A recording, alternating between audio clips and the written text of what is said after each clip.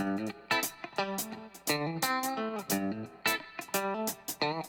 everyone, Chef Lee here with OCAChef.com.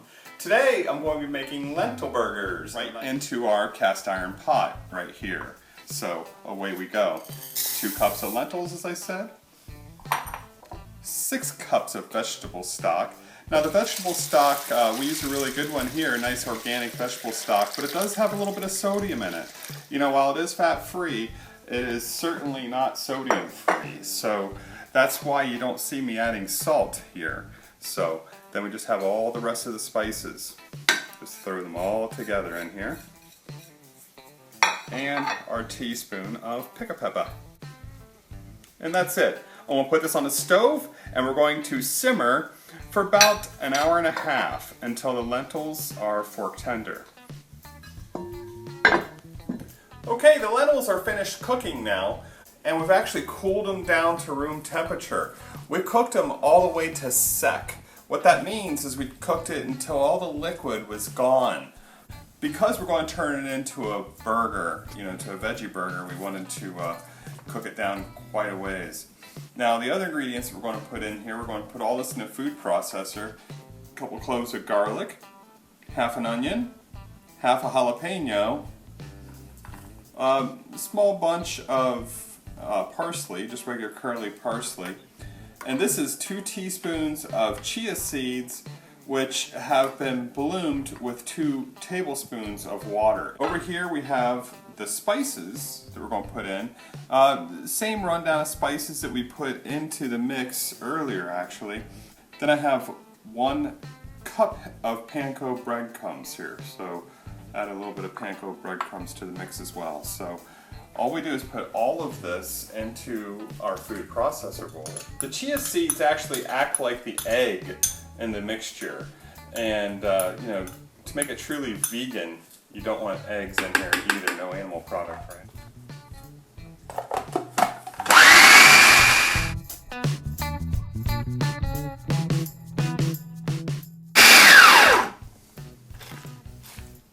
You might have to mix it in just a little bit, kind of motivate it to get mixed down in the bottom.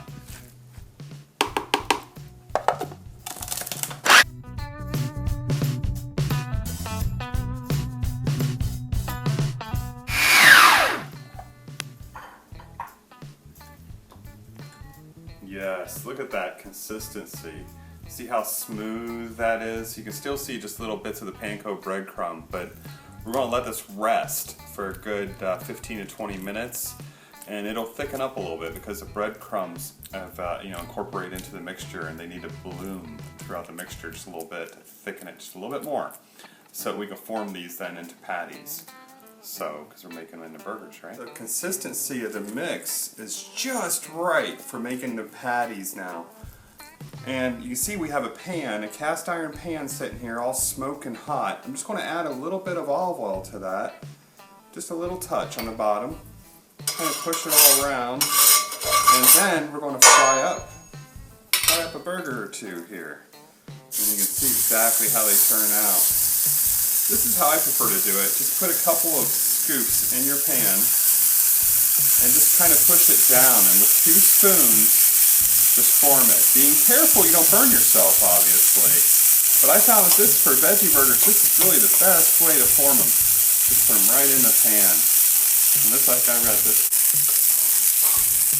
And our burger would just form right up here. Just taking a spatula and push them around a little bit, forming it into the patty. And we just flipped over our lentil burger here. You can see that it's got nicely browned all over. Beautiful. Now the secret to this is kind of low and slow. Yeah, you want to sizzle, yeah, you want to get a good sear, but then you want to turn it down just a little bit and let it keep on cooking. So it'll cook thoroughly and all the way through. So kind of low and slow. If you want any cheese on it, obviously if you're vegan, you want some vegan cheese, or if you're lacto-ovo, maybe you want some real cheese on it. But it makes a great burger. It's a great nutritious lunch. Love our veggie burgers. And lentil burgers that we do here. If your mix is just a little bit too wet, you may have to add just a little bit more panko breadcrumb to it. But you don't want to get it too dry either, because you want a good moist burger when you eat it, right? So this one was low and slow. You can see that, you know, it's a good burger. It'll stay together and be a very good burger on your bun. So I also experimented with baking the burger. That's what I did here. So this is actually one of the burgers that I had put on my baking pan and baked it at 375 degrees for 35 minutes. And you know, obviously this is a half sheet pan, you know, like the chefs use in the commercial kitchens. I like the baking mat. This baking mat here that I bake these on. This is a silicone mat. You know, you can bake it on parchment paper, so it doesn't stick to your pan, but you know, parchment paper, you know, it's paper, it's throw it away and all this. I like these silicone mats because they're reusable and, you know, nothing sticks to them. So you can see that, you know, our burger here comes right off. So, right off the pan.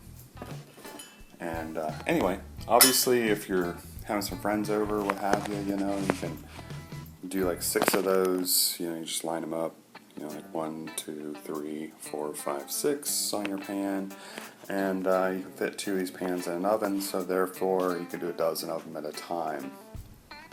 This batch that we made, burgers this size, it will yield like 10 burgers, 8 to 10, just depends on how big you make them, obviously.